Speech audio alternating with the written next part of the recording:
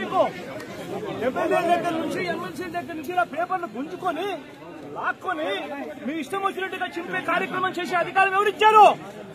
మధుసూదన్ రావు, గుర్తుపెట్టుకో, ఎల్లకాలం ఇలా మాదిరిగా ఉండదు. ప్రజాస్వామ్యంలో ఉన్నాం మనం. నీ టోపీ మీద ఉన్న సింహాలకు అర్థమేమిటో తెలుసా? అధికారంలో ఉన్న వాళ్లకు సెల్యూట్ కొట్టడం కాదు, ప్రజాస్వామ్యాన్ని కాపాడడం కోసం మీరున్నారు. గుర్తుపెట్టుకోండి.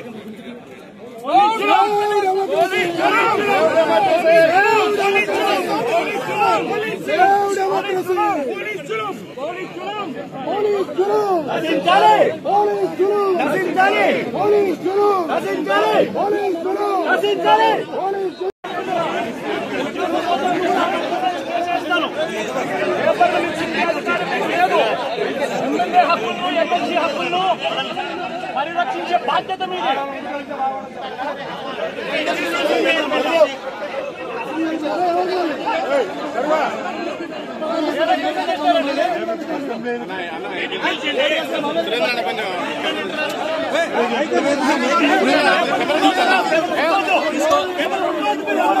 లేదు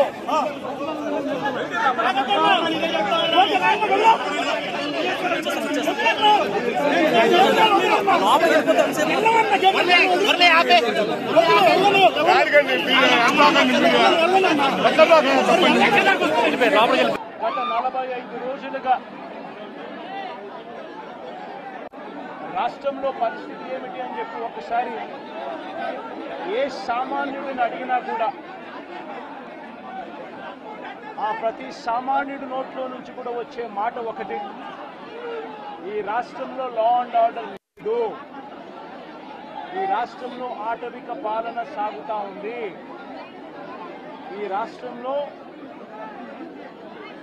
తెలుగుదేశం పార్టీ వారు ఎవరైనా సరే వాళ్ళు తెలుగుదేశం పార్టీ వారు అయితే చాలు,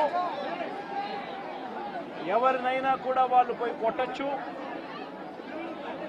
ఎవరి ఆస్తులైనా కూడా వాళ్ళు ధ్వంసం చేయొచ్చు, ఎవరినైనా హత్య చేయొచ్చు, ఎవరి మీదైనా హత్యా ప్రయత్నం చేయొచ్చు.